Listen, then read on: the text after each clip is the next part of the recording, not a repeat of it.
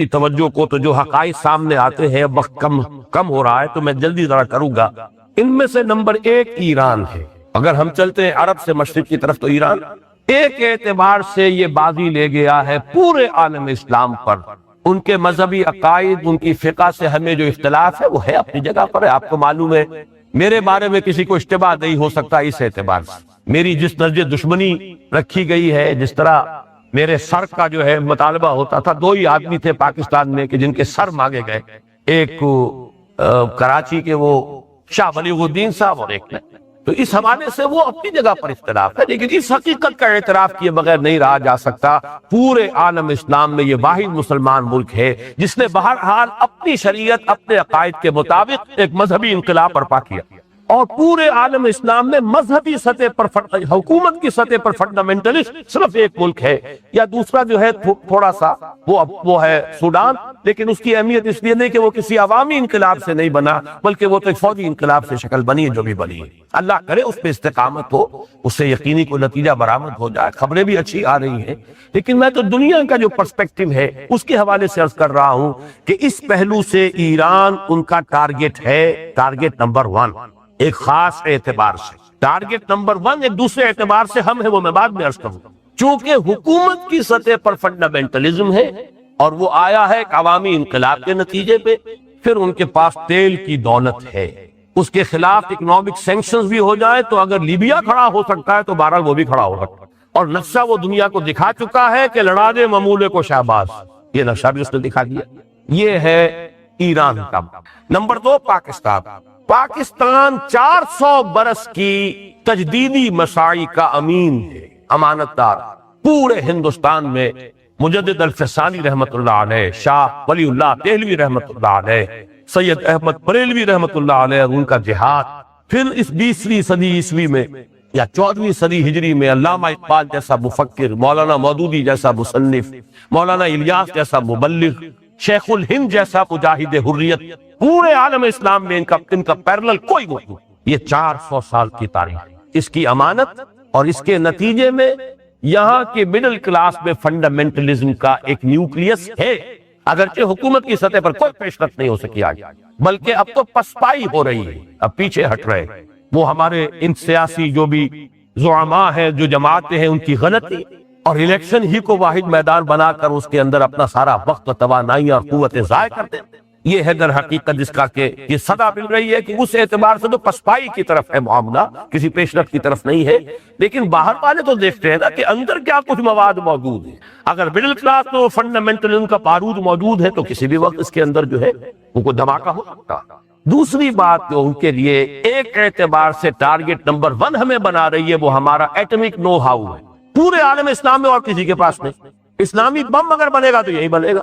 یہ ہے مختلف اسباب جس کے بنا پر ایران اور پاکستان کو آپ بریکٹ کر لیجئے، یہ اس نیو ورلڈ آرڈر یا آج کی میری گفتگو کے حوالے سے یہودی اور عیسائی گٹھ جوڑ کا جو ٹارگٹ نمبر 1 ہے، ایک اعتبار سے ایران ہے، ایک اعتبار سے پاکستان۔ مسلمانوں گھبراؤ نہیں، پریشان نہ ہو، ڈھیلے نہ پڑو، ہمتیں تمہاری پست نہ ہونے پائیں۔ ہمارا وعدہ ہے کہ تم ہی سربلند رہو گے اگر مومن ہوئے۔ اللہ کا وعدہ تو سچا ہے، اللہ جھوٹا نہیں ہے، معاذ اللہ ثم معاذ اللہ، اللہ ظالم نہیں ہے۔ اب اس آیت کو سامنے رکھیے، 2 ہی نتیجے نکل سکتے ہیں، یا معاذ اللہ ثم معاذ اللہ یہ کلام جھوٹا ہے، غلط ہے، یا پھر ہم مومن نہیں ہیں۔ مومن ہو، افراد کی بات نہیں کر رہا، خال خال اس قوم میں اب تک نظر آتے ہیں، وہ کرتے ہیں اشک سحر گاہی سے جو ظالم وضو، ان کی بات نہیں ہے۔ جو اصل ہے حکم الاکثر حکم الکل، اگر اکثریت مسلمانوں کی مومن ہوتی تو کیسے ممکن تھا کہ ہم ذلیل ہوتے؟ ہم ذلیل ہیں تو لازم ہے کہ ہم مومن نہیں۔ اس پر ایک سوال پیدا ہوتا ہے کہ مومن نہیں ہے تو پھر کیا ہے؟ یہ ایک علمی مسئلہ ہے، میں حل کر دوں پھر میں اصل موضوع کی طرف آؤں گا۔ یہ اشکال ذہن میں پیدا ہو سکتا ہے، جب ہم مومن نہیں ہیں تو کیا ہے؟ کیا کافر ہے؟ ظاہر ہے کہ کافر تو نہیں ہے، تو پھر کیا منافق ہے؟ اس سوال کا جواب جو ہے اتنا قطعیت کے ساتھ نہیں دیا جا سکتا جتنا کہ میں نے کیا کافر ہے کا جواب دے دیا کہ کافر تو نہیں ہے، کیا منافق ہے۔ یہاں تھوڑی سی وضاحت کرنی پڑے گی کہ نفاق کی 2 قسمیں، ایک ہے نفاق فی العقیدہ، انسان شعوری طور پر منافق ہو، جان بوجھ کر منافق ہو، دھوکہ دے رہا ہو جبکہ خود جانتا ہو کہ میں مسلمان نہیں، ایسے منافق تو بہرحال ہم نہیں، اس امت کی عظیم اکثریت ان پر مشتمل نہیں۔ ہاں ایک دوسرا نفاق ہے جو احادیث کی روشنی میں جس کا کہ علماء کرام نے نام رکھا ہے نفاق عملی. نفاق عملی میں ہم یقیناً مبتلا ہے، جس کے لیے 2 حدیثیں بارہا میں نے سنائی. آیت المنافق ثلاث، منافق کی 3 نشانیاں ہیں: اذا حدث کذب واذا وعد اخلف واذا اؤتمن خان. جب بات کرے جھوٹ بولے، جب وعدہ کرے خلاف ورزی کرے، جب امین بنایا جائے خیانت کرے. دوسری حدیث میں 4تھی چیز واذا خاصم فجر، جب کہیں جھگڑا ہو جائے، اختلاف ہو جائے تو آپے سے باہر ہو جائے، گالن گلوچ پر، سب و شتم پر، دنگا فساد پر آمادہ ہو جاتا ہے. یہ چاروں اوصاف ہمارے اندر موجود ہیں، بحیثیت قوم، بحیثیت مجموعی یہ چیزیں موجود ہیں. لیکن یہ کہ اصل شے یہ ہے کہ جس کو کہ ہم کہتے ہیں منافق عقیدہ، وہ ہم نہیں ہیں. تو پھر کیا ہے؟ یہ ہے وہ مسئلہ جس کو کہ الحمدللہ حل کیا امام ابن تیمیہ رحمۃ اللہ علیہ نے. ایک بڑا پیچیدہ مسئلہ تھا جس کے لیے کہ میں نے آیت مبارکہ تلاوت کی، سورہ حجرات کی آیت نمبر 14. قالت الاعراب آمنا، یہ بدو کہتے ہیں ہم ایمان لے آئے. قل لم تؤمنوا، اے نبی کہہ دیجئے تم ایمان نہیں لائے ہو، ولکن قولوا اسلم، بلکہ یوں کہو کہ ہم مسلمان ہو گئے، ہم نے اسلام قبول کر لیا، ہم نے اطاعت قبول کر لی. ولما يدخل الايمان في قلوبكم، اور ابھی تک ایمان تمہارے دلوں میں داخل نہیں ہوا. یہ ایک بہت اہم مسئلہ ہے کہ ایک ایسی کیفیت بھی ہوتی ہے کہ انسان ظاہر کے اعتبار سے مسلمان ہے، باطن میں نہ ایمان ہے نہ نفاق ہے. نفاق کیوں نہیں ہے؟ اس آیت کا جتنا حصہ میں نے پڑھا ہے اس سے یہی متبادر ہوتا ہے کہ پھر وہ منافق ہوگا جب مومن ہے نہیں، ایمان دل میں داخل نہیں ہوا تو منافق ہوگا. لیکن اگلا حصہ یہ ہے کہ وَإِن تُطِيعُوا اللَّهَ وَرَسُولَهُ لَا يَلِتْكُم مِّنْ أَعْمَالِكُمْ شَيْئًا، اگر تم اللہ اور اس کے رسول کی اطاعت کرتے رہو گے تو وہ تمہارے اعمال میں سے کچھ کمی نہیں کرے گا، اس کے اجر و ثواب سے تمہیں محروم نہیں رکھے گا. ان اللہ غفور الرحیم، اللہ غفور الرحیم ہے. اب اگر ایک ایسا شخص جس کے بارے میں لم تؤمنوا بھی کہا، تم ایمان نہیں لائے، ولما يدخل الايمان في قلوبكم بھی کہا، ایمان ابھی تمہارے دلوں میں داخل نہیں ہوا ہے، لیکن اس کے بعد یہ فرمایا جائے کہ اگر تم اطاعت کرتے رہو گے تو تمہاری اطاعت قبول ہو جائے گی، عمل جو ہے اس کے اجر و ثواب سے محروم نہیں رہو گے، اس سے ثابت ہو گیا وہ منافق تو نہیں ہے. منافق کا تو کوئی عمل بھی اللہ کے ہاں قبول نہیں. تو معلوم ہوا کہ یہ ہے بین بین کی ایک کیفیت. ہمارے بہت سے حضرات کو اس آیت کا مفہوم یہی سمجھ میں آیا کہ یہ منافق ہے. امام ابن تیمیہ نے اس کو واضح کیا ہے، کتاب الایمان ان کی بڑی مشہور کتاب ہے. انہوں نے اس آیت کے حوالے سے کہا ہے کہ ایک ایسی کیفیت بھی ہو سکتی ہے کہ ایک شخص قانوناً ظاہراً مسلم ہے، اس کے دل میں نہ ایمان ہے نہ نفاق ہے، بلکہ خلا کسی کیفیت ہے، دل میں کچھ بھی نہیں، دل خالی. اس کو میں سمجھایا کرتا ہوں کہ جیسے کہ آپ کو معلوم ہے کہ +1 +2 +3 ایک طرف یہ ویلیوز بڑھتی چلی جاتی ہے، دوسرے سائڈ پر -1 -2 -3 -انفینٹی یہ بڑھ جائیں گی، دونوں کے درمیان ایک زیرو لیول آتا ہے. ایک زیرو لیول بھی ہے کہ اندر کچھ نہیں، نہ ایمان مثبت طور پر نہ نفاق منفی طور پر، لیکن عمل میں انسان مسلمان ہے. یہ ایک بہت بڑا اللہ کا فضل و کرم ہے، اس کی رعایت ہے. اس حالت میں بھی جو انسان اطاعت کرے گا اس کی اطاعت قبول ہے. حالانکہ اصول تو یہ ہو سکتا تھا اگر ہمارے ہاتھ میں ہوتا فیصلہ، تو ہم تو بڑے سخت لوگ ہیں، فتویٰ دینے میں تو کوئی سختی کرنے میں کمی کرتے نہیں، لہذا ہم تو کہتے کہ ایمان نہیں ہے تو کوئی عمل قبول نہیں. اللہ نے اسی لیے اپنے 2 اسماء و صفات کا حوالہ دیا، ان اللہ غفور الرحیم، اللہ غفور الرحیم ہے. لہذا اس کی شان غفاری اور شان رحیمی کا صدقہ سمجھو کہ اس حال میں بھی اگر تم اطاعت کرو گے تو اطاعت قبول ہو. البتہ اب اس کے بعد جو ہے مضمون وہ تیسری آیت جو میں نے تلاوت کی تھی اس کے حوالے سے واضح ہوگا. اگر تم مسلم ہو تو اطاعت تمہیں پوری کرنی ہوگی، جزوی اطاعت اطاعت نہیں ہے، جزوی فرما برداری نہیں ہے، بلکہ ڈھٹائی ہے، گستاخی ہے، استہزاء ہے اللہ کا اور اس کی شریعت کا. اطاعت تو وہی ہوگی جو کلی ہو، پوری اطاعت. کبھی خطا ہو جائے یہ بات دوسری ہے، آدمی فوراً رجوع کرتا ہے، توبہ کرتا ہے. جیسے کہیں کیلے کے چھلکے پر پاؤں آ گیا، پھسل گئے، آپ گر گئے، لیکن یہ کہ اس کے فوراً بعد آپ اٹھتے پڑے نہیں رہتے وہاں. اسی کا نام توبہ ہے، اسی کا سورہ نساء میں ذکر آیا ہے، انما التوبۃ علی اللہ للذین یعملون السوء بجہالۃ ثم یتوبون من قریب. جذبات کی رو میں بہہ کر کوئی غلطی ہو جائے تو فوراً توبہ کر لیں، تو ایسے شخص کی توبہ کو قبول کرنا اللہ نے اپنے اوپر واجب کر لیا. لیکن مستقل ڈیرا ڈال لینا کسی معصیت پر، کسی گناہ پر، اپنی معاش میں، اپنی معاشرت میں مستقلاً اللہ کے کسی ایک حکم کی خلاف ورزی، یہ بھی در حقیقت گویا کہ آپ نے دین کو پھاڑ دیا، ٹکڑے کر دیا. فرقوا دینہم، انہوں نے اپنے دین کو ٹکڑے ٹکڑے کر دیا کہ ایک حصہ قبول، سر آنکھوں پر، دوسرا حصہ پاؤں تلے۔ یہ ہے جس کے لیے میں نے سورہ بقرہ کی آیت نمبر 85 کا نصف تلاوت کیا ہے۔ افتؤمنون ببعض الکتاب وتکفرون ببعض، کیا تم ہماری کتاب اور شریعت کے ایک حصے کو مانتے اور ایک کو نہیں مانتے؟ دونوں ہماری ہی کتاب کے حصے ہیں، دونوں حکم ہماری کتاب میں ہے، ایک سر آنکھوں پر اور ایک پاؤں تلے روک رہے ہو۔ فما جزاء من یفعل ذلک منکم الا خزی فی الحیاۃ الدنیا، تو جو کوئی بھی تم میں سے یہ طرز عمل اختیار کرے گا کہ دین کا کوئی حکم قبول اور کوئی حکم رد کر دیا جائے، اس کی کوئی سزا اس کے سوا نہیں ہے الا خزی فی الحیاۃ الدنیا، کہ دنیا کی زندگی میں انہیں ذلیل و خوار کر دیا جائے، وَيَوْمَ الْقِيَامَةِ يُرَدُّونَ إِلَىٰ أَشَدِّ الْعَذَابِ، اور قیامت کے دن شدید ترین عذاب میں جھونک دیا گیا۔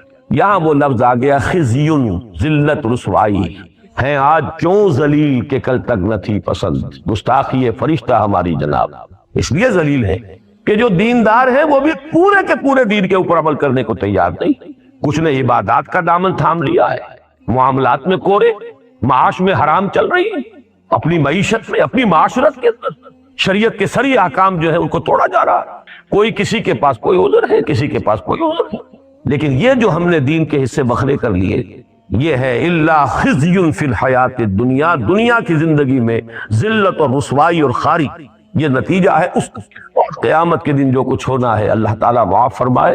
اس آیت سے تو ثابت ہو رہا ہے کہ جو بدترین کافر ہیں ان سے بھی زیادہ شدید عذاب ان لوگوں کو، اشد العذاب، جنہیں عربی کی شد بدھ بھی ہے وہ بھی جانتے ہیں، یہ افعل التفضیل کا صیغہ ہے، یہ کمپیریٹیو ڈگری نہیں، یہ سپرلیٹیو ڈگری ہے، ایڈجیکٹیوز کی وہ جو 3 فارمز ہوتی ہیں، یہ تو سپرلیٹیو، اشد العذاب، عذاب کی شدید ترین صورت جو ہے اس کے اندر جھونکے جائیں گے وہ لوگ جو دین کو اس طریقے سے تقسیم کر لیں کہ ایک حصہ قبول ایک حصہ رد۔ اب آپ پوری امت کو دیکھ لیجیے ہمارا حال کیا ہے، زیادہ سے زیادہ دین نماز روزے کا ہے، 45 ہے کہ 44 ہے کہ 46 ملک ہے مسلمان، کسی ایک ملک کے اندر بھی وہ دین اپنی کلیت کے ساتھ اپنی کامل صورت کے اندر کہیں نافذ ہے، قائم ہے؟ یہ ہے دوسرا جواب۔ اب ان دونوں جوابوں کو پھر جمع کر لیجئے تو ہمارے سامنے مسئلے کا حل ایک ہی رہ جاتا ہے، ایمان لاؤ کہیں سے وہ ایمان، وہی آب نشاط انگیز۔ علامہ اقبال نے اس کو کہا تھا اصل نامحکمی دل کی، یہ ہے اصل میں وہی تیری نہ بیماری، وہی نامحکمی دل کی، علاج اس کا وہی آب نشاط انگیز ہے ساقی، یہ نامحکمی دل کی۔ اور جس کو کہا ہے کہ یقین پیدا کرے ناداں یقین سے ہاتھ آتی ہے، وہ درویشی کہ جس کے سامنے جھکتی ہے فخوری۔ پہلے جواب کا تو لازمی نتیجہ یہی ہے کہ اگر ہماری ذلت ہے اس وجہ سے کہ ایمان نہیں ہے تو ایمان پیدا کر لیجئے، ذلت خود بخود عزت سے تبدیل ہو جائے گا۔ اور دوسرے جواب کا بھی اصل میں منطقی طور پر تجزیہ کر لیجئے، کل دین پر عمل اس حقیقی ایمان، یقین والے ایمان کے بغیر ممکن ہی نہیں۔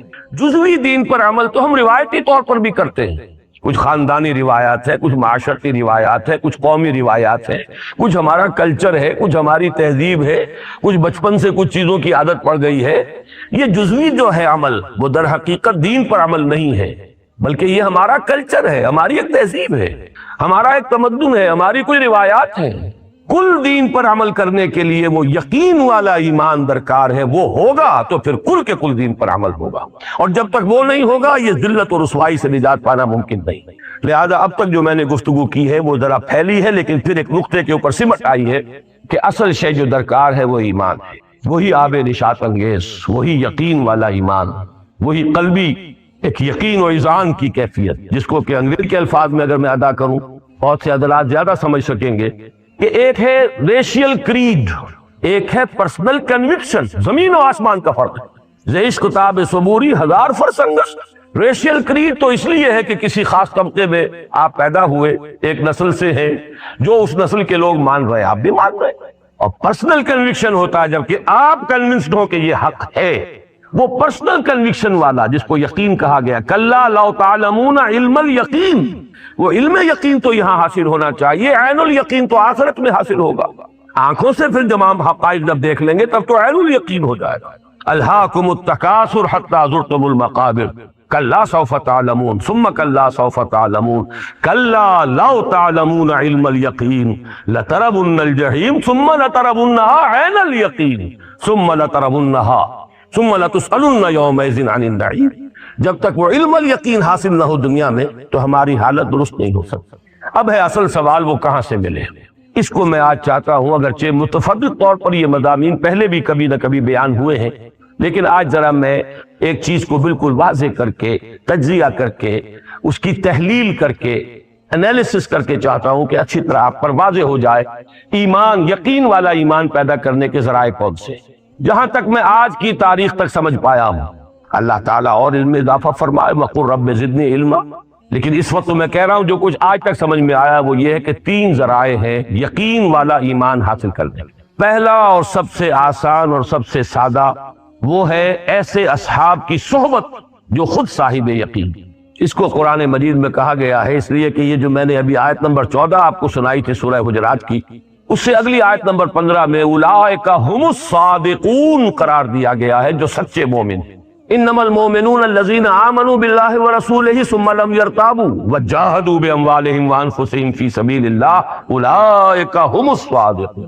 اور سورہ توبہ میں فرمایا یا ایھا الذین آمنوا کونوا مع الصادقین، اہل ایمان ایسے سچوں کی صحبت اختیار، ان کے قریب رہو، ان کے پاس رہو، ان کی صحبت سے فائدہ اٹھاؤ۔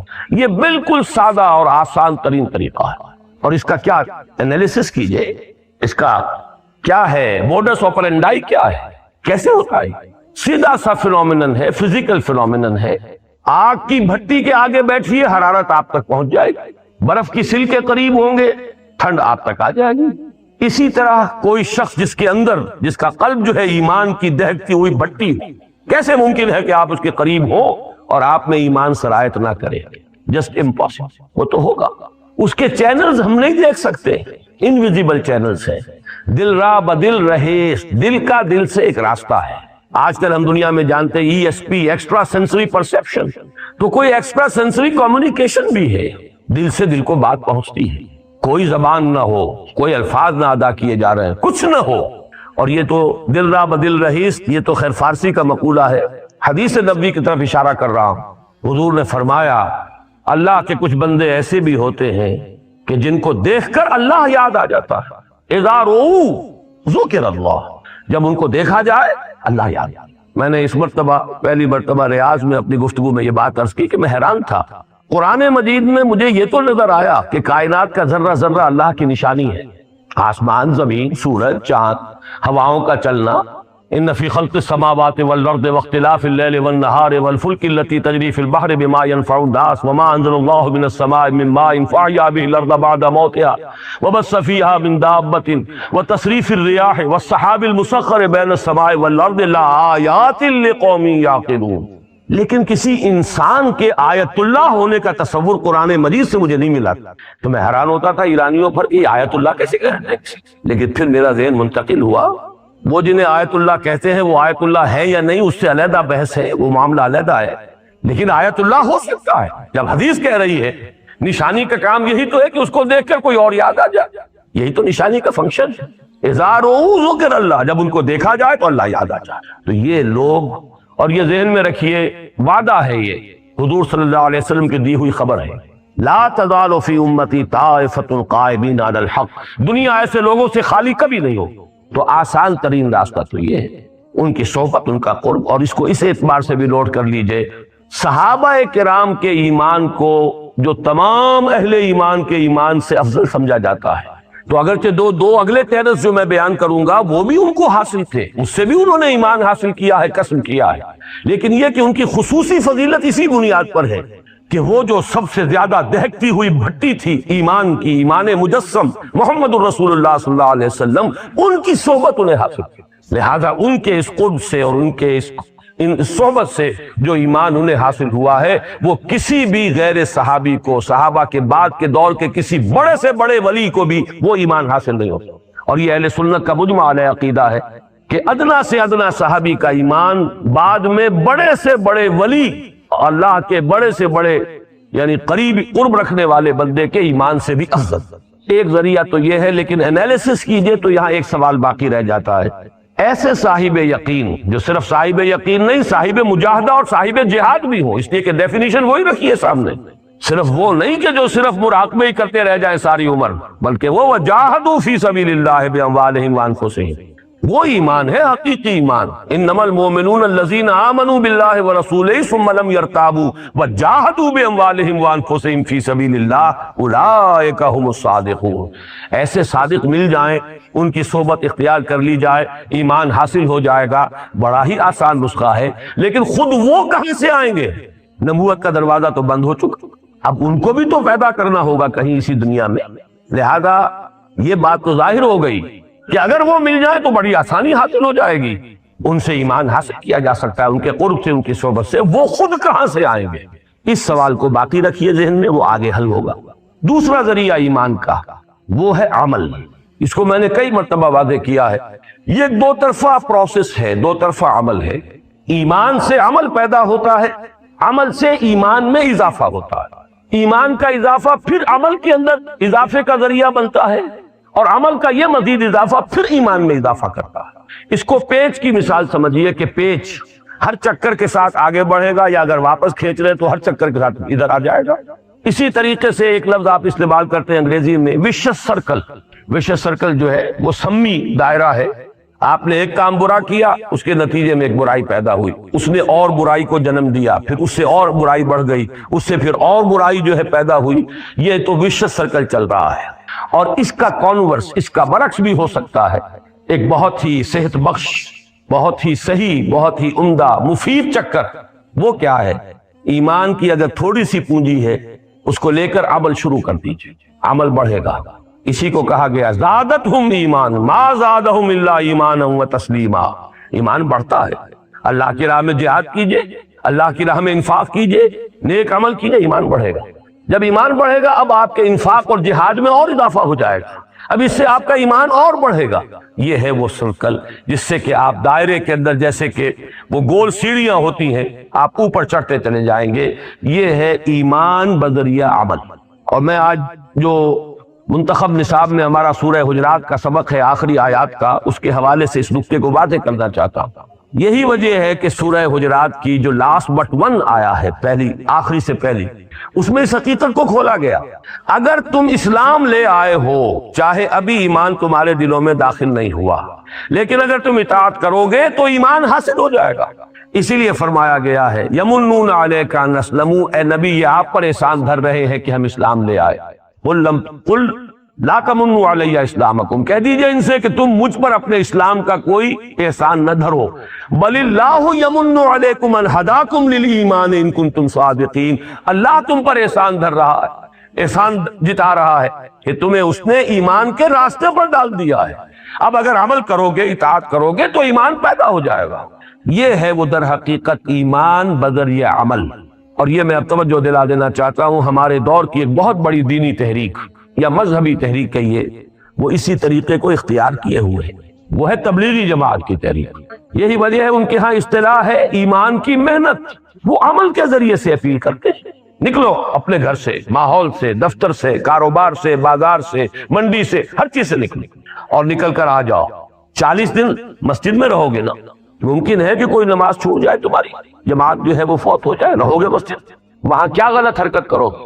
ٹیلی ویژن نہیں، کوئی اور غلط جو ہے، کوئی داعیات وہاں موجود نہیں. یہ جو 40 دن کی مشق وہ کرا دیتے ہیں، واقعہ یہ ہے کہ اس سے یقیناً اس سے ایمان پیدا ہوتا ہے. میں اس کا قائل ہوں، اور یہ نہ سمجھیے کہ آج کہہ رہا ہوں. یہ تو جو میرا کتاب چاہ اسلام کی نشرت ثانیہ سن 67 کی تحریر، اسی میں اس قرآن اکیڈمی کا نقشہ ہے، جو جس وقت اللہ کے فضل و کرم سے بنی ہوئی اور ہم اس میں بیٹھے ہوئے، وہ سارا تذکرہ اسی میں، وہی اس انجمن کا مینیفیسٹو ہے. اس میں نے اس کو تسلیم کیا. عوامی سطح پر غیر علمی انداز میں ایک جذباتی اپیل کے ساتھ اور عمل کے ذریعے سے ایمان اس تحریک کے ذریعے پیدا ہو رہا. فرق صرف یہ ہے کہ انٹلیکچوئل طبقہ اس سے متاثر نہیں ہوتا. آپ کنفیوز نہ کیجئے، انٹلیکچوئل اور ہے، پڑھا لکھا اور ہے. ہر پڑھا لکھا آدمی انٹلیکچوئل نہیں ہوتا، اور جاہل ہوتے ہیں بڑے بڑے انٹلیکچوئلز، جس کو کہ آپ کہیں جاہل وہ عالم نہیں ہے، وہ بڑے انٹلیکچوئل ہوتے ہیں. یہ ساخت ہے ایک مزاج کی. ایک وہ لوگ ہیں جن کی شخصیتوں میں عقل کو اولیت حاصل ہے، ان سے جب تک آپ دلیل اور برہان سے بات نہیں کریں گے وہ آپ کی بات سنیں گے. ایک وہ ہے کہ جو جذباتی انداز میں بھی متاثر ہو جاتے ہیں. وہ پی ایچ ڈی بھی ہو سکتے ہیں، double triple P H Ds ہو سکتے ہیں، اس لیے کہ وہ تو پی ایچ ڈی تو اصل میں خاص شعبے کے اندر 8-7 سال رگڑے کھاتے رہیے اور ڈگری لے آئیے. وہ در حقیقت اس کی علامت نہیں ہے کہ وہ صرف انٹلیکچوئل ہے. پڑھا لکھا ہونا اور ہے، اور واقعتاً جس کو آپ کہیں انٹیلیجنسیا میں سے ہونا، انٹلیکچوئل ہونا، وہ دوسری بات.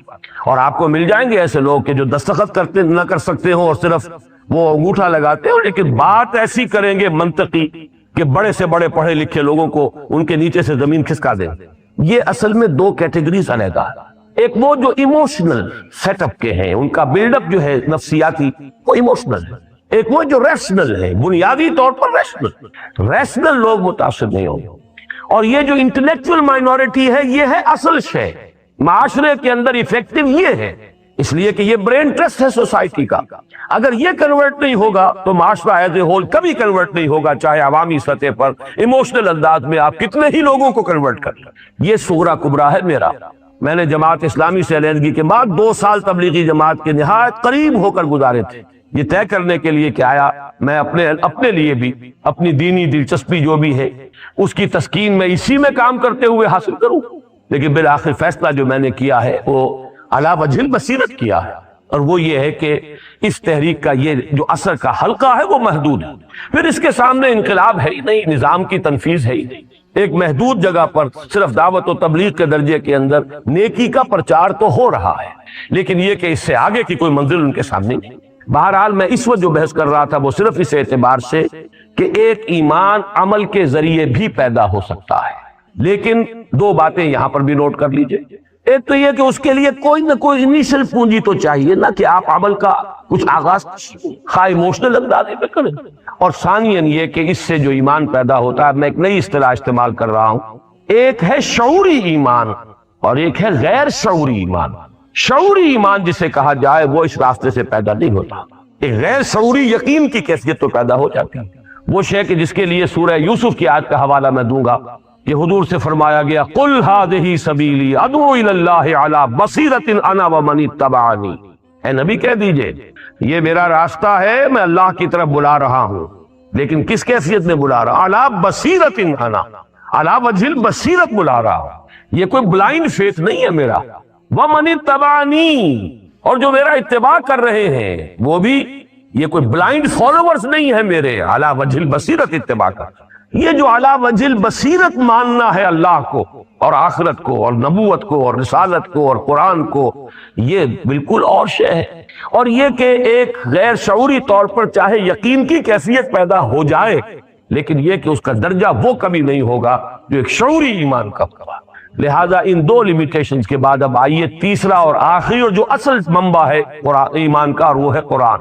قرآن میں غوطہ زنی، قرآن سے ہم کلامی، صرف تلاوت نہیں، تلاوت سے بھی غیر شعوری ایمان پیدا ہوگا، محض تلاوت سے بھی، کیونکہ وہ بھی ایک عمل ہے. جیسے آپ عمل کر رہے ہیں، کوئی اور دین کا کام کر رہے ہیں، کوئی نماز پڑھ رہے ہیں، ذکر کر رہے ہیں، تو سب سے بڑا ذکر قرآن ہے. لہذا یہ بھی ایک عمل ہے. لیکن وہ شعوری ایمان پیدا کرنے کے لیے جو اصل درکار ہے، آج کے دور میں تو سب سے بڑی ضرورت اس کی، آج کا دور ریشنلزم کا دور ہے. لہذا یہاں تو اصل میں اس ایمان کی ضرورت ہے، اعلیٰ بصیرت انا ومن اتبعنی والا ایمان. اور اس کے لیے قرآن کے ساتھ ایک کمیونیکیشن، قرآن کے ساتھ براہ راست مکالمہ، قرآن کے ساتھ براہ راست مخاطبہ، قرآن مجید کے ساتھ ایک ایسی کیفیت بقول علامہ اقبال کہ وہ آپ کے قلب پر براہ راست نازل ہو رہا ہو. یہ کیفیت ہے کہ جو ایمان، اور ایمان بھی شعوری ایمان پیدا کرنے کا ذریعہ. یہاں میں حوالہ دوں گا علامہ اقبال کے اس شعر کا بھی کہ تیرے ضمیر پہ جب تک نہ ہو نزول کتاب، گرہ کشا ہے ناراضی نہ صاحب کشاف. آپ قرآن پڑھیں ترجمے کے ساتھ، یہ آپ کو کچھ معلومات دے دے گا. ترجمہ آپ کو موو نہیں کر سکتا، ترجمہ آپ کو انسپائر نہیں کر سکتا، ترجمہ آپ کے اندر آگ نہیں پیدا کر سکتا، حرارت نہیں پیدا کر سکتا. ترجمہ تو در حقیقت کچھ کنٹینٹ جو ہے اس کا، کچھ معنی اس کے آپ کو مل جائے گا، معلومات حاصل ہو جائے گا. رہی تفسیر، واقعہ یہ ہے کہ بڑا خوبصورت مصرع کہہ دیا ہے، گرہ کشا ہے نہ راضی نہ صاحب کشاف. اب اس سے اوپر کی تو کوئی حدیث، کوئی تفسیر ہوئی. امام راضی کی تفسیر معقولات اور ریشنل انداز کے اندر اس دور میں، اور زمخشری ان کی تفسیر جو ہے صاحب کشاف. اب ظاہر بات ہے کہ ان سے اوپر کوئی تفسیر نہیں، انہی سے خوشہ چینی کی ہے باقی مفسرین نے. تو فرمایا علامہ اقبال نے کہ ان میں سے کوئی بھی گرہ کشا نہیں ہے، تیرے ضمیر پہ جب تک نہ ہو نزول کتاب، جب تک کہ قرآن خود تمہارے دل پر اترے نہ ہو۔ یہ کیسے ہوگا؟ اس کو میں چاہتا ہوں آج کہ ذرا آپ 2 اور 2 4 کی طرح سمجھ لیجئے، یہ بھی کہ اس کے لیے لازم کیا ہے، کیا طریقہ ہے، کیا میتھوڈولوجی ہے، اور یہ کہ پھر یہ کیسے، اس کا فینومینن کیا ہے، یہ کیسے یہ عمل کرتا ہے، اس کا جو طریقہ کار ہے وہ کیا ہے۔ پہلی بات تو اس کے ضمن میں یہ ایک جملہ کفایت کرے گا، کم سے کم اتنی عربی سے واقفیت کہ ترجمے کا حجاب ہٹ جائے، لینگویج بیریئر نہ رہے۔ ترجمہ حجاب ہے آپ کے اور قرآن کے درمیان، یہ حجاب ہو جائے، براہ راست ہم کلام ہو۔ مجھے عبداللہ ابن مبارک رحمہ اللہ کا قول یاد آ گیا، میں نے بارہا بیان کیا ہے، بہت سے حضرات کے علم میں ہوگا، یہ تبع تابعین کے دور کی شخصیت ہے، بڑے درویش، بزرگ اور مجاہد۔ انہوں نے طے کیا ہوا تھا 6 مہینے ہر سال کے وہ محاذ جنگ پر جو بھی جہاد ہو رہا تھا اس میں لگاتے تھے 6 مہینے گھر پر، لیکن اس 6 مہینے کے دوران بھی لوگوں سے ملتے جلتے نہیں تھے، مسجد گئے، نماز پڑھی اور گھر آ گئے۔ کسی نے ایک روز پوچھ لیا، اے عبداللہ آپ کی طبیعت اکتاتی نہیں تنہائی سے؟ آپ ملتے جلتے نہیں، ہنستے بولتے نہیں لوگوں سے، بس نماز پڑھی مسجد میں اور آ گئے؟ بڑا خوبصورت جواب تھا ان کا۔ تم مجھے تنہا سمجھتے ہو؟ میں تنہا نہیں ہوں، بلکہ شعر یاد آ گیا ہے مجھے اکبر الہ آبادی کا، پہلے وہ سن لیں۔ دیوانہ چمن کی سیریں نہیں ہے تنہا، عالم ہے ان گلوں میں، پھولوں میں بستیاں ہیں۔ میں چمن میں جاتا ہوں تو میں تنہا نہیں ہوتا، یہ تو ایک ایک پھول کے اندر ایک عالم ہے۔ دیوانہ چمن کی سیریں نہیں ہے تنہا، عالم ہے اس چمن میں، پھولوں میں بستیاں ہیں۔ بہرحال انہوں نے جو جواب دیا وہ یہ تھا، میں جب قرآن پڑھتا ہوں تو اللہ سے ہم کلام ہوتا ہوں، جب حدیث پڑھتا ہوں تو صحبت نبوی سے فیضیاب ہوتا ہوں، تو مجھے تنہا سمجھ؟ قرآن سے ہم کلام ہونا، یا کم سے کم قرآن کو موقع دیجئے کہ وہ آپ سے ہم کلام ہو۔ ایک تو یہ کہ آپ قرآن سے ہم کلام ہو، آپ اپنے مسائل پیش تو کیجئے قرآن کے سامنے، غوطہ زنی کیجئے، پھر جواب لیجئے، اس سے ملے گے جواب آپ کو۔ حضرت علی کی وہ روایت میں نے بارہا سنائی ہے، فرماتے ہیں کہ حضور نے ارشاد فرمایا، انہا ستکون فتنۃ، ان قریب ایک بہت بڑا فتنہ رونما ہوگا۔ فرماتے حضرت علی کہ میں نے سوال کیا، مل مخرج منہا یا رسول اللہ، اے اللہ کے رسول اس فتنے سے نکلنے کا راستہ کون سا ہوگا؟ سب جو جواب ارشاد فرمایا ہے، کتاب اللہ فیہ خبر ما قبلکم ونبأ ما بعدکم وحکم ما بینکم۔ فتنے سے بچانے والی اور نکالنے والی ایک ہی شے ہے، وہ اللہ کی کتاب ہے، اس میں تم سے پہلوں کے بھی حالات ہیں، تمہارے بعد کے لوگوں کی بھی بعد کی خبریں بھی موجود ہیں، تلاش تو کرو، اور تمہارے مابین جتنے اختلافات پیدا ہوں گے ان کا حل موجود، تلاش کرنا ہے۔ جس کو اقبال نے تعبیر کیا ہے، قرآن میں ہو غوطہ زن اے مرد مسلمان، غوطہ زنی درکار ہے۔ یہ جان لیجئے کہ قرآن سے ہم کلام ہو، یہ تو اعلیٰ درجہ ہے، جیسے حدیث جبرائیل میں آیا ہے کہ احسان کی دو تعبیریں کی گئی، ان تعبد اللہ کانک تراہ فإن لم تکن تراہ فإنہ یراک۔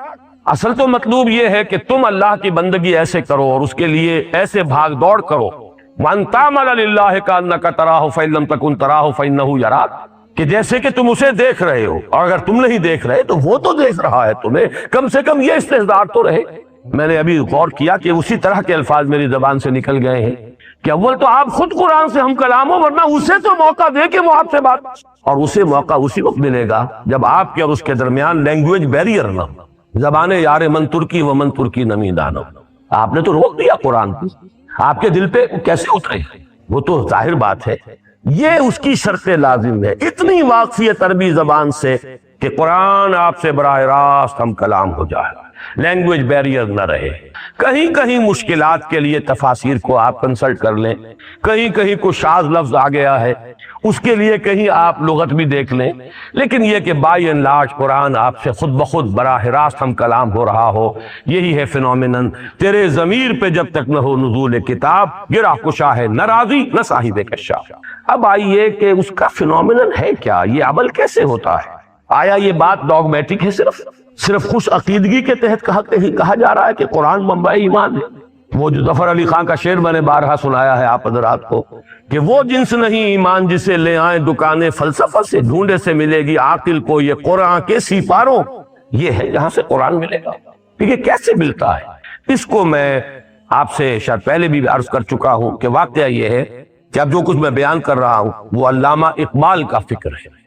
علامہ اقبال نے اپنے لیکچرز میں بڑا 2 اور 2 4 کی طرح انالائز کیا ہے۔ اس کا جو مقدمہ ہے وہ پہلے سمجھ لیجئے۔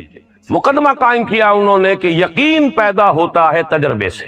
جب تک آپ کا ذاتی تجربہ نہ ہو یقین پیدا نہیں ہوگا. محض سنید چاہے ہزاروں آدمی آپ کو بتا رہے ہو ایسا ہے ایسا ہے ایسا ہے ایسا ہے. میں مثال دیا کرتا ہوں نا کہ اگر کسی شخص نے چینی کبھی نہیں چکھی اور ہزاروں آدمی کہہ رہے ہیں وہ میٹھی ہوتی ہے میٹھی ہوتی ہے میٹھی ہوتی ہے، تو آپ ساری دلیل جو ہے اس کے لیے ہو جائے گی آخر کیا ضرورت پڑی انہیں جھوٹ بولنے کی. پھر جھوٹ پر اتنے لوگوں کا جمع ہو جانا محال ہے. یقیناً چینی میٹھی ہوگی، لیکن ہوگی سے آگے آپ نہیں بڑھ سکتے تاکہ آپ چینی چکھ لیں. اب کہیں گے چینی میٹھی ہے. اس ہوگی اور ہے میں تو زمین و آسمان کا فرق ہے.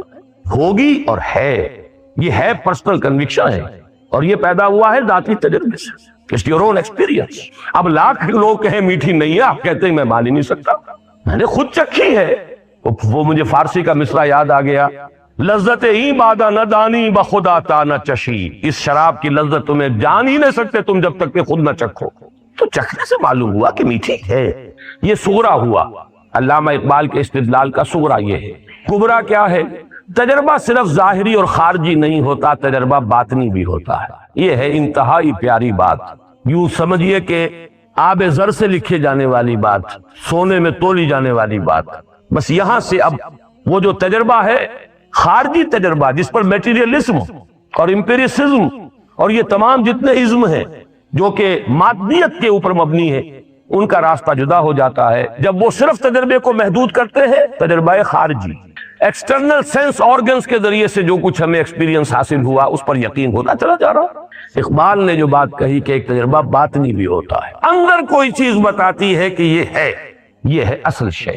قرآن کو آپ پڑھیں اور آپ کے اندر سے کوئی شے بتائے کہ یہ صحیح ہے، یہ بات ٹھیک ہے. دیکھنا تقریر کی لذت کہ جو اس نے کہا میں نے یہ جانا کہ گویا یہی میرے دل میں، یہ ہے وہ شے. میں اس کا اور مزید وضاحت کروں گا وہ دل کس شے کا نام ہے. ابھی یہاں تک صرف سمجھ لیجئے بات کو کہ اقبال کا فلسفہ ان دو دلیلوں پر ہے. یقین کے لیے تجربہ ضروری ہے، لیکن تجربہ صرف ظاہری نہیں اور خارجی نہیں ہوتا، تجربہ باطنی بھی ہوتا. آپ کا اندر بتاتا ہے آپ کو کہ یوں ہے. یہ جو شے ہے قرآن کو پڑھتے ہوئے جب قرآن آپ سے ہم کلام ہو، اگر آپ کو اندر سے گواہی ملے کہ یہ صحیح ہے، وہ ہے وہ باطنی تجربہ جس کو ہم یوں کہہ سکتے ہیں کہ کوئی سمپیتھیٹک وائبریشن آپ میں پیدا ہوئی ہے. قرآن نے آپ کے شخصیت کے کسی باطنی تار کو چھیڑا ہے. یہ الفاظ زبان پر آئے ہیں تو مجھے ماہر صاحب کا شعر یاد آ گیا. ایسے کچھ تار بھی ہیں ساز حقیقت میں نہاں، چھو سکے گا نہ جنہیں زخم و مضراب حواس. یہ حواس جو ہے ہمارے جو ایکسٹرنل سینس آرگنز ہیں، بعض حقیقت کے تار ایسے بھی ہیں جن کو یہ حواس نہیں چھو سکتے. یہ کچھ اور شے انہیں چھوتی ہے، انہیں حرکت میں لاتی ہے، اس سے نغمہ نکلتا ہے. وہ جو ہے ایسے کچھ تار بھی ہیں ساز حقیقت میں نہاں، چھو سکے گا نہ جنہیں زخم و مضراب حواس. وہ تار ہیں جس کو اب میں تجزیہ کر کے بتا رہا ہوں. وہ شے کیا ہے؟ وہ ہے آپ کی وہ روح جس نے آپ کو انسان بنایا ہے. وہ روح ملکوتی، وہ ڈیوائن سپارک، وہ آپ کا روحانی وجود جس کا منبع، جس کا مسکن دل، یہ ہے جس کا احساس ہے، احساس باطنی ہے. یہ روح دیکھتی بھی ہے. قرآن مجید کہتا ہے نا فَإِنَّهَا لَا تَعْمَى الْأَبْصَارُ وَلَكِنْ تَعْمَى الْقُلُوبُ الَّتِي فِي الصُّدُورِ. آنکھیں اندھی نہیں ہوئی تھی ابو جہل کی اور ابو لہب کی، دل اندھا ہو گیا. یہ دل کا اندھا ہونا کیا ہے؟ دل دیکھتا ہے یعنی روح دیکھتی ہے، دل سنتا ہے یعنی روح سنتی ہے، اور دل کا احساس ہے، پرسپشن ہے دل کی. وہ ہے در حقیقت وہ جو اس کا انٹرنل اس کا تجربہ ہے. آپ کا دل گواہی دیتا ہے یعنی آپ کی روح وجد میں آتی ہے قرآن کو پڑھ کر. ایک بزرگ ہے اگی میں، وہ بہت ہی سادہ انداز میں بات دیا کرتے ہیں. بڑی پیاری بات ایک دفعہ انہوں نے کہی کہ قرآن اور ہماری روح یہ ایک ہی گاؤں کے رہنے والے ہیں، پہچانتے ہیں ایک دوسرے کو. روح کہاں سے آئی؟ یسألونک عن الروح قل الروح من امر ربی. اور یہ قرآن کہاں سے آیا؟ اس قرآن کا منبع بھی وہی ہے جو ہماری فطرت کا منبع ہے. فطرت اللہ التی فطر الناس علیہا. وہ روح جو ہم میں پھونکی گئی ہے اس کو اللہ نے کہا ہے من روحی فَإِذَا سَوَّيْتُهُ وَنَفَخْتُ فِيهِ مِن رُوحِي فَقَعُوا لَهُ سَاجِدِينَ. جب میں اس آدم کو تیار کر لوں، تخلیق مکمل کر دوں، نوک پلک سنوار دوں. سورہ ہجر میں بھی یہ آیت آئی ہے انہی الفاظ میں، اور سورہ صاد میں بھی آئی فَإِذَا سَوَّيْتُهُ وَنَفَخْتُ فِيهِ مِن رُوحِي فَقَعُوا لَهُ سَاجِدِينَ. اپنی روح میں سے پھونک دوں تو گر پڑنا اس کے سامنے سجدے. وہ روح ہے ہمارے اندر، اور یہ روح وجد میں آتی ہے. قرآن اس پر نازل ہوتا ہے، وہ وجد میں آتی ہے. یہ وجد ہے وہ کیفیت. اسی کو میں نے چونکہ امام ابن تیمیہ کا نام آج آیا ہے، ان کے شاگرد رشید حافظ ابن قیم رحمہ اللہ، ان کی ایک کتاب ہے الفوائد، چھوٹے چھوٹے شذرات ہیں. مفکرین جو ہے ان کی ایک تصنیفی کیفیت یہ بھی ہوتی ہے، ایک تو یہ کہ ایک مکمل کتاب کا نقشہ بنا کر اس کے ابواب اور اس کی بحثیں، اور ایک یہ کسی وقت کوئی خیال آ گیا، کسی وقت کوئی اور خیال آ گیا، تو ایک طرح سے شذرات سے بن جاتے ہیں. تو الفوائد حافظ ابن قیم کی ایک ایسی کتاب ہے کہ قرآن کو پڑھتے ہوئے مختلف اوقات میں جو کیفیات وارد ہوئی ہیں انہوں نے علیحدہ علیحدہ، وہ اس کا کوئی باہمی ربط نہیں ہے. وہ الفوائد، اس میں ایک جو ہے اس میں لکھتے ہیں اللہ کے کچھ بندے ایسے بھی ہیں جو قرآن کو پڑھتے ہیں تو یوں محسوس کرتے ہیں کہ وہ مصحف سے نہیں پڑھ رہے بلکہ قرآن ان کے لوح قلب پر درج ہے، وہاں سے پڑھ رہے ہیں. اتنی ہم آہنگی ہوتی ہے ان کے فکر، ان کی سوچ، ان کے احساس، ان کی باطنی کیفیات، ان کی روحانی واردات اس میں، اور جو کچھ قرآن کہہ رہا ہے اتنی ہم آہنگی ہوتی ہے، ایسی سمپیتھیٹک وائبریشن ہوتی ہے قرآن کو پڑھتے ہوئے کہ پھر ان کو وہ یقین کامل حاصل ہوتا ہے کہ جو میری فطرت کا منبع ہے وہی اس کلام کا منبع ہے. اور فطرت کا منبع کون ہے؟ فطرت اللہ التی فطر الناس علیہا، وہی اس کلام کا متکلم ہے. یہ فینومینن ہے، یہ طریقہ ہے جس سے قرآن اب ایک شعوری ایمان آپ کو عطا کرے گا. یہ ایمان اندھا بہرا نہیں ہوگا، یہ کانشس لیول کے اوپر ہوگا، آپ کے تھاٹ لیول پر ہوگا، آپ کی فکری سطح پر ہوگا. یہ قرآن آپ کی ہستی کے ان اندر کے تار جو ہیں، چھپے ہوئے تار جو حواس کی گرفت سے باہر ہیں، ان کو جنبش میں لائے گا. اس سے وہ نغمہ ملکوتی جو ہے وہ ظاہر ہوگا. اور اسی کو میں نے، جیسا کہ آپ حضرات کے علم میں ہے، سورہ نور کا جو رکوع ہے آیات نور والا، اس کے دروس میں اسی بات کو واضح کیا کہ ایمان جس شے کا نام ہے وہ نور ہے، اور یہ نور دو نوروں سے مل کر وجود میں آتا ہے، دو نوروں کے امتزاج سے. نور علی نور، ایک نور نور فطرت ہے یعنی نور روح جو اندر موجود ہے، ایک نور نور وحی ہے قرآن پاک جو آپ کے سامنے آتا ہے. اگر یہ دونوں چیزوں کی ہم آہنگی ہو جائے، اگر وہ لینگویج بیریئر ہٹ گیا ہو، نیت صاف ہو، طلب ہدایت ہو، اور اب یہ لینگویج بیریئر بھی نہیں ہے، ہم کلامی ہے، مخاطبہ ہے اللہ کے ساتھ اور قرآن کے ساتھ، یا کم سے کم قرآن مجید کو اپنے دل تک پہنچنے کے لیے کوئی راستے میں رکاوٹ آپ نے باقی نہیں چھوڑی ہے، تو اب آپ کو ایسی ہم آہنگی محسوس ہوگی. یہ دونوں نور جمع ہو جائیں گے. نور علی نور یہد اللہ لنورہ من یشاء ویضرب اللہ الامثال للناس واللہ بکل شیء علیم. یہ ہے اصل راستہ. اللہ تعالیٰ نے حضور پر بھی صلی اللہ علیہ وسلم قرآن نازل فرمایا تو سورہ حدید کی ابھی آیت نمبر 9 ہے غالباً، جہاں جھنجھوڑا گیا مسلمانوں کو، گویا کہ مجھ سے اور آپ سے خطاب ہے. یہ تو آیت نمبر 7 میں ہے. کیا ہو گیا تمہیں مسلمانوں؟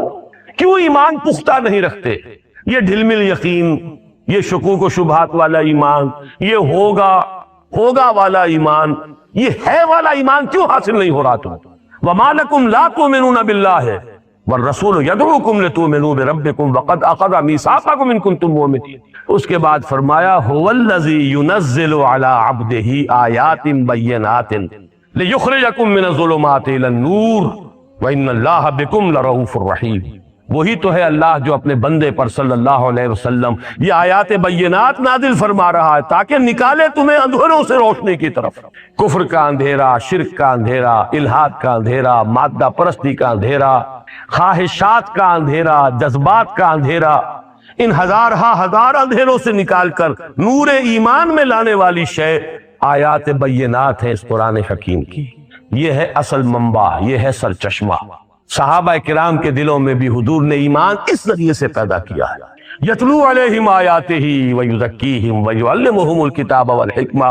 باقی اس پر مزید جس کو آپ کہیں گے بونس انہیں حاصل ہوا ہے وہ صحبت محمدی صلی اللہ علیہ وسلم. وہ بونس اب کسی کو حاصل نہیں ہو سکتا. البتہ یہ کلام پاک تو ہے، یہ تو حضور دے کر گئے ہیں. آپ کا جو آخری خطبہ ہے خطبہ حجۃ الوداع، اس کے آخری جملوں میں یہ بھی ہے قد ترکت فیکم ما ان اعتصمتم بہ لن تضلوا ابدا کتاب اللہ. لوگوں دیکھو میں جا رہا ہوں لیکن تمہیں بے یار و مددگار چھوڑ کر نہیں جا رہا.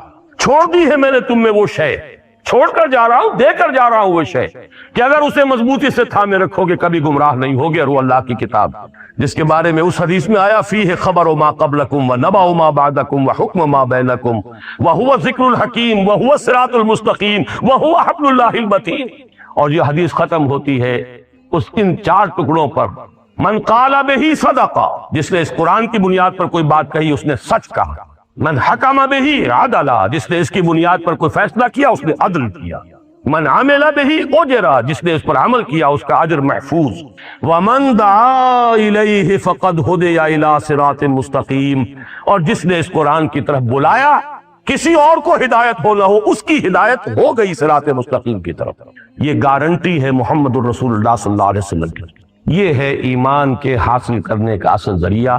میں آپ سے درخواست کروں گا کہ میرا وہ کتابچہ جو ہے اسلام کی نشر ثانیہ کرنے کا اصل کام جو ہماری اس انجمن کی اساس ہے، بنیاد ہے، اس اکیڈمی کا حیولہ پہلے دماغ میں وہی آیا تھا۔ اللہ کا فضل و کرم ہے، آپ حضرات کا تعاون ہے کہ جو وہ نقشہ دماغ میں بنا تھا وہ زمین کے اوپر بھی ایک عالم واقعہ کے اندر بھی ظہور پذیر ہوا۔ اب یہ کہ اس کے بطن سے ولادت مزید ہو گئی ہے قرآن کالج کی، لیکن اس کے پورے فکر اور فلسفے کو میں نے نفی نہیں کی، میں نے تبلیغی جماعت میں نے مانا کہ اس کے ذریعے سے عوامی سطح پر ایک نان انٹلیکچول لیول پر ایمان پیدا ہو رہا ہے، لیکن ہماری اصل کمی کیا ہے؟ انٹلیکچول لیول پر ایمان۔ ھذہ سبیلی ادعو الی اللہ علی بصیرۃ انا ومن اتبعنی، وہ ایمان جو ہے اس کا منبع اور سرچشمہ صرف اور صرف قرآن ہے، لیکن اس سے استفادے کے لیے شرط لازم زبان کے بیریئر کو اس درجے کم سے کم ہٹا دینا کہ آپ قرآن سے براہ راست ہم کلام ہو، یا قرآن کو کم سے کم اپنے آپ سے ہم کلام ہونے دیں، رکاوٹ نہ ڈال دیں زبان کی درمیان میں۔ اقول قولی ھذا واستغفر اللہ لی ولکم ولسائر المسلمین والمسلمات۔ 1 گھنٹہ چونکہ مکمل حصے میں سے وہ تھوڑا سا ہم کم کر لیں گے، ابھی تو آپ بہت پریشان ہو گئے شاید اتنی دیر میں، کیوں اٹھ کر جا رہے ہیں؟ تشریف رکھیے۔ ابھی تو آج کی نشست کا جو ہے میں نے اپنے حسب وعدہ تقریر ٹھیک 1 گھنٹے میں ختم کی، یہ صرف چند منٹ لے رہا ہوں۔ جو حالات اس وقت ہیں شرق اوسط کے، عالم اسلام کا قلب، عالم عرب کا قلب، جتنے خطرناک اندھیروں کے اندر اور جتنے زبردست جو خطرات ہیں ان سے دوچار ہے، میں یہ نظم جو سن 52 میں نے شائع کی تھی عزم میں، عرشی بھوپالی صاحب کی سنا رہا ہوں۔ آج مسجد میں سنائی تھی، بہت سے احباب ایسے ہیں یہاں جو وہاں نہیں تھے۔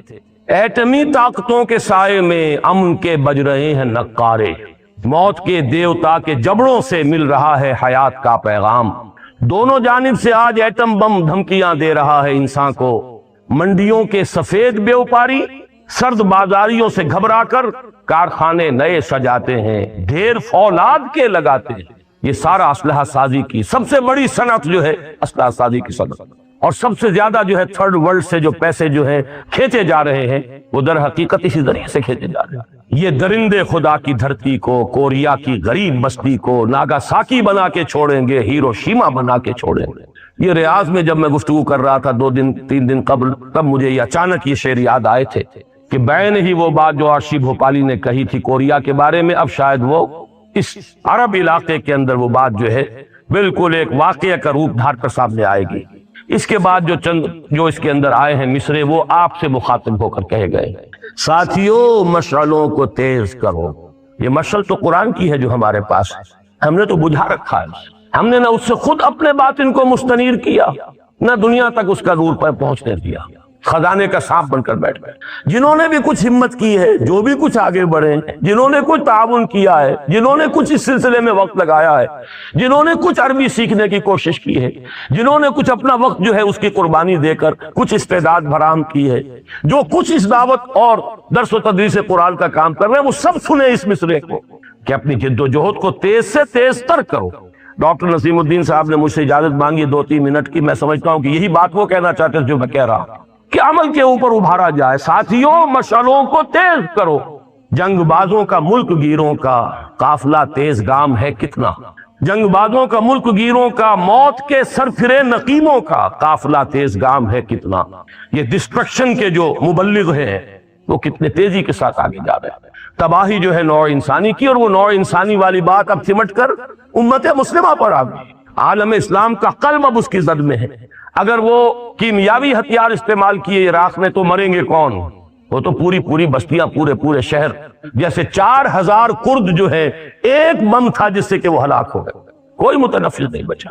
اور آج بھی میں بتایا ہوں، پہلے بھی بتایا تھا کہ بعض احادیث میں یہ روایت ہے مولانا حامد میاں رحمۃ اللہ علیہ کی کہ ایک عظیم جنگ کا جو نقشہ کھینچا گیا ہے بعض احادیث میں، اس کی ہولناکی اور تباہ ناکی کا ذکر ان الفاظ میں کیا گیا ہے کہ اتنی اموات ہوں گی کہ ایک پرندہ سینکڑوں میل تک اڑتا ہوا چلا جائے گا اور اسے سوائے لاشوں کے اور کچھ نظر نہیں۔ ساتھیوں مشعلوں کو تیز کرو، جنگ بازوں کا، ملک گیروں کا، موت کے سرفرے نقیبوں کا قافلہ تیز گام ہے کتنا، اور بھی قافلوں کو تیز کرو، جنگ کے دیوتا کے سینے پر چڑھ کے لہرا دو امن کا پرچم۔ لیکن وہ امن میں نے آج جمعے میں بھی عرض کیا تھا، امن کہاں سے آئے گا؟ صرف اور صرف ایمان سے۔ ای الفریقین احق بالامن ان کنتم تعلمون، قرآن مجید میں سورہ انعام میں پہلے سوال کیا اللہ نے، لوگوں اگر جانتے ہو تو بتاؤ دونوں فریقوں میں سے امن کا اصل حقدار کون ہے؟ اور پھر جواب اللہ نے خود مرحمت فرمایا، الذین آمنوا ولم یلبسوا ایمانہم بظلم اولئک لہم الامن وہم مہتدون، وہ لوگ جو ایمان لائیں اور پھر اپنے ایمان میں کوئی آلائش شرک کی نہ ہونے دیں، ان کے لیے امن ہے۔ ایسے لوگ درکار ہیں۔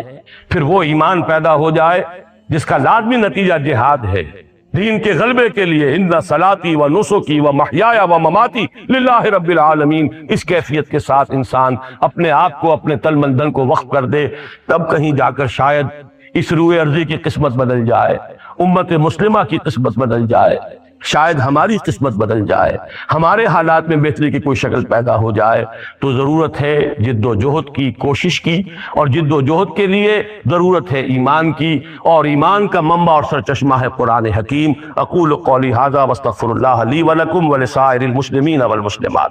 اب دو صورتیں ہیں، یا تو یہ کہ ہم پہلے نماز پڑھ لیں اور اس کے بعد سوال جواب کی جو ہے ہم نشست رکھ لیں گے، یا یہ ہے کہ اسی وقت پہلے اس حصے کو بھی ہم نپٹا لیں اور پھر نماز پڑھ لیں، جیسا بھی آپ حضرات کی رائے ہو۔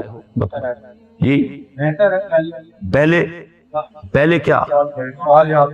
ہاں تو سوالات ٹھیک ہے سن لیا ہوگا، اصل میں اس میں سوال نہیں ہے، اس کو تو تبصرہ کہا جائے گا۔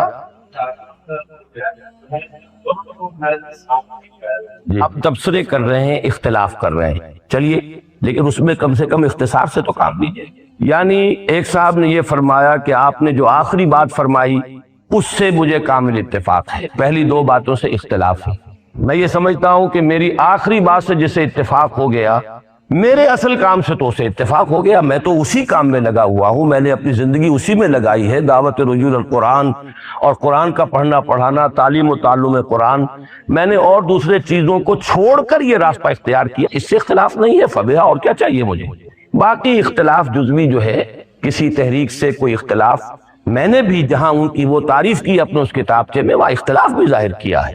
یہ نہیں ہے کہ میں نے کلیتاً انڈورس کیا ہو، لیکن میں یہ سمجھتا ہوں کہ پہلی بات کا انکار کرنا وہ تو بہت ہی صریح ایسی بات ہے کہ جو میں سمجھتا ہوں کہ ایک صاف حقیقت کا صرف ایک ضد کی بنیاد پہ انکار کرنا ہے، وہ بھی اس وجہ سے کہ چونکہ اس شکل کو بدنام کر دیا گیا ہمارے خاص تصوف کے حلقوں میں، تو تصوف کے حلقوں میں جو چیزیں بدنام ہو گئی ان سب کو چھوڑیں گے تو میں آپ کو یہ بتاتا ہوں کہ ہم نے دین کی کوئی شے نہیں چھوڑی جسے بدنام نہ کر دیا ہو، تو پورے دین کو چھوڑنا پڑے گا۔ کیا حج بدنام نہیں ہو گیا؟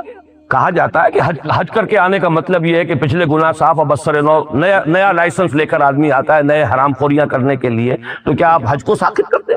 انسٹیٹیوشنز ہمارے کرپٹ ہوئے، اس میں کوئی شک نہیں ہے، لیکن یہ کہ یہ حقیقت کے صحبت سے ایمان پیدا ہوتا ہے، اس کو جھٹلانا تو گویا کہ آفتاب آمد دلیل آفتاب کی نفی کرنا ہے، اور صحابی کا لفظ ہی ہمارے لیے اسی اعتبار سے اسی لفظ صحبت سے تو بنا ہے، اور قرآن سے تو میں نے دلیل دی ہے کونوا مع الصادقین۔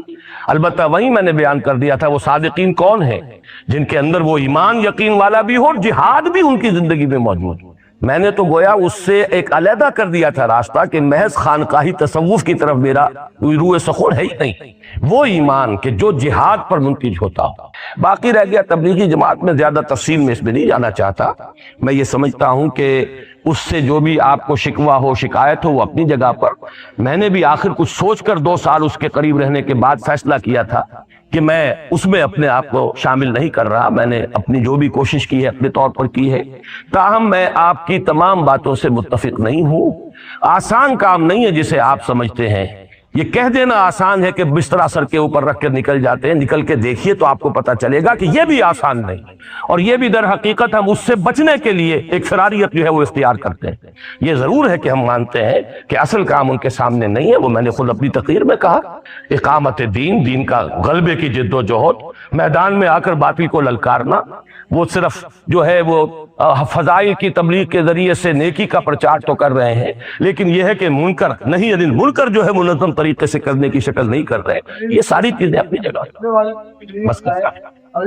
بس جی آپ تشریف، وہ کھڑے ہوئے بہت پہلے سے جی،